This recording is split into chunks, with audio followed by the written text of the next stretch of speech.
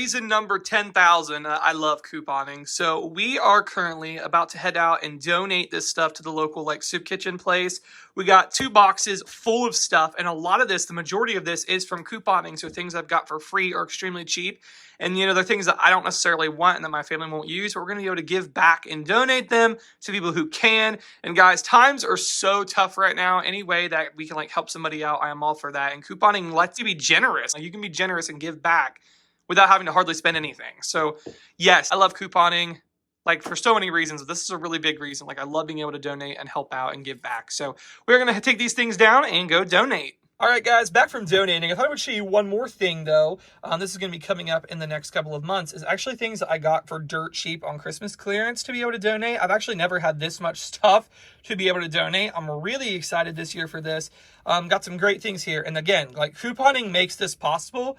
Couponing lets this happen, which is so exciting. I don't want to like give off a vibe that I'm like bragging on myself or anything like that. That's not the case. I'm just like trying to say like how awesome couponing is to be able to let you give generously, because these are some expensive items that I got for really good discounts shopping the after Christmas clearance sales. So like 90% off at Dollar General and 90% off at Walmart and things like that. Getting the things when they go super cheap, and then you can go around and donate them or whatever, or give them as gifts to your family, whatever. It's just like such a great thing. I'm really excited. So for this Christmas, have a lot of these things to be able to donate as well. So yay. Let me know in the comments down below. Do you guys ever donate some of your coupon stuff? I would love to hear about that down below. Where's your favorite places to donate to? What kind of stuff do you donate? Feel free to let me know in the comments below. But let's get to my actual stuff that I'm keeping for my stockpile. And guys, this is the last couple of weeks of shopping. Yeah, not put anything away. Bad. So I'm going to get busy and put these items in my lovely stockpile. So let's do it.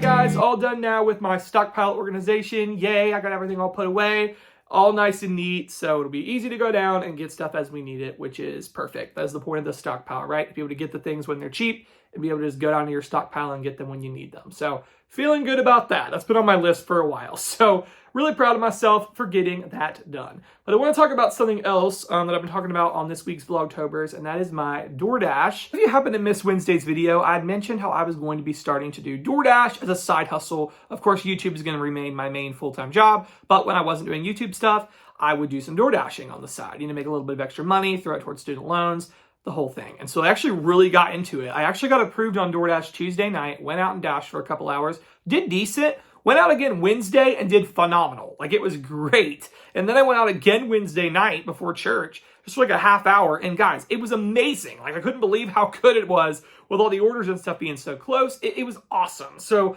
I really was getting into DoorDash. And I actually went out again yesterday and did some more orders.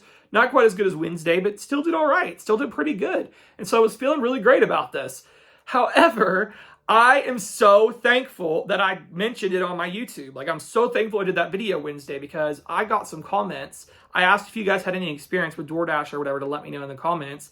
And a few of you guys pointed this out to me, and this was like major. So I want to thank you to those of you who mentioned this to me, because I somehow missed this. I missed this. And if I would have never figured this out and the worst case scenario happened, like, oh my gosh, guys, I'm doing this to pay off debt, I would have been in a world of debt. So let me kind of explain. So I got some comments, people saying, make sure your insurance, your car insurance will cover this, because some like insurances will not cover DoorDash. And I was like, what? That's what I thought at first when I was reading that. I was like, what? Why would my car insurance not cover me doing DoorDash? Like, they cover me going to Walmart to film my video. You know, they cover me going to church. They cover me going to the restaurant. Like, why wouldn't they cover me doing DoorDash?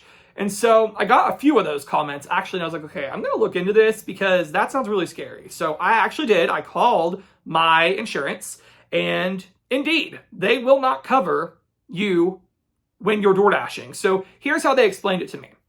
Okay, so let's say I have a DoorDash to a restaurant. Let's just say McDonald's, just making this up. Got a lot of DoorDashes at McDonald's. That's pretty accurate.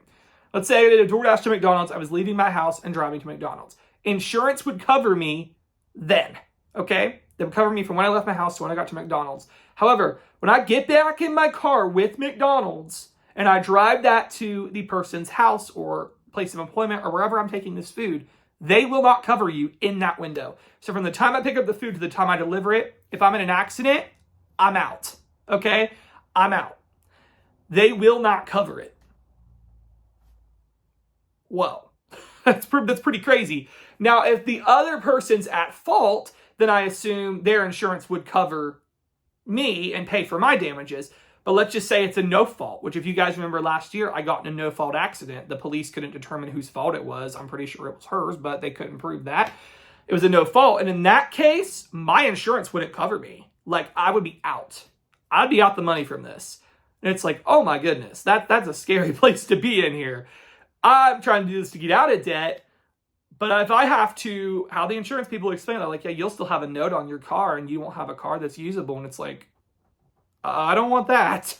I don't want that. So I started looking into it, and you can, through select insurances, purchase a like rideshare policy, which is where you can pay additional per month to be able to have the right to do DoorDash.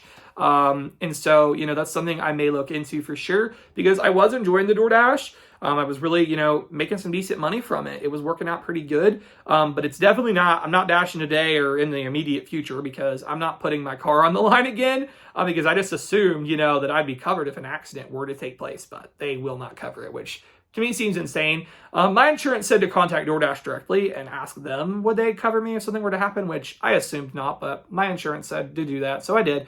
And DoorDash confirmed, you're an independent contractor, so we don't have to cover you in any damages. Even though, I'm out driving for them, they wouldn't cover it. Thank the Lord I didn't get in an accident. That would have been horrible. That would have been horrible, horrible, horrible, because I still owe a considerable amount on my car, and I sure don't want to go out and buy another car right now. So, yes, but that could have been so bad. Things could have got so bad if I would have gotten an accident, and I would have just been out. No one would have covered it, so... yeah, but guys, that is a pretty major thing. But yeah, so tonight for dinner, switching gears here, let's talk about dinner. We're going to be making one of our all-time favorites. This has been something my mom has made for years. Now, I've learned the recipe so I can make it too. It is a chicken stuffing casserole. I've shared it on here many a times, but it's amazing. So I'm going to actually go ahead and insert footage here of when we've made it before and let you guys see the recipe, because it's so good. So let's do it. Okay, so you're going to start out by cubing 2 chicken breasts. So just dice it up into cubes, and you're going to get that prepared to put into your casserole. Then you're going to go ahead and make the stuffing. So we like to use cornbread stuffing, but use any stuffing you want. Just instant stuffing, stovetop. We get the Kroger brand. Whatever kind or flavor, doesn't matter. Depending on the servings amounts for your recipe. This is actually for 3 people. So when we make it for more people, we double it to 6. Just depends on how many's eating it that night. If this is going to serve 6, use the whole box of stuffing. If not, use half a box. If you're going for 3 servings, use a can of cream of chicken soup. If it's 6 servings, use 2 cans. You're going to use 1/4 cup of milk for 6 servings, or 1/8 cup for just the 3 servings. Mix your chicken in with the cream of chicken soup and the milk. Then you're going to top it with the stuffing. Just spread that all over it so it's, nice and evenly distributed. So do that, and then again, if you're doing this for 6 servings, super easy. Just get a bigger pan and double it. It works out perfect. Then just top it with as much mozzarella cheese as your heart desires. Then just go ahead and bake it for 30 to 40 minutes at 375, and it comes out being amazing. Oh my gosh, guys. Seeing that footage is making me so excited for dinner. It is a cold, kind of damp, raining off and on kind of day, so some good comfort food sounds amazing. So anyway, guys, it's going to be all I have for today's vlog. I really hope y'all did enjoy, and come back Monday. Vlogtober will resume again. We're heading into our last, final week of the 5 full days, and then we'll have, 2 more Monday, Tuesday. So we're getting to the end of Vlogtober almost, just 7 more left. So, guys, that's all I got, and thank you so much for watching.